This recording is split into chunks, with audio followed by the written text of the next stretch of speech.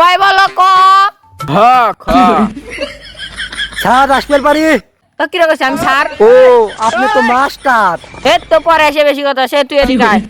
আসতেছি স্যার আসতেছি। থাম। ও স্যার মারেন না স্যার, ওই মারেন তাক না। মারুন না, হ্যাঁ তাক মারুন না। মারেন না তো।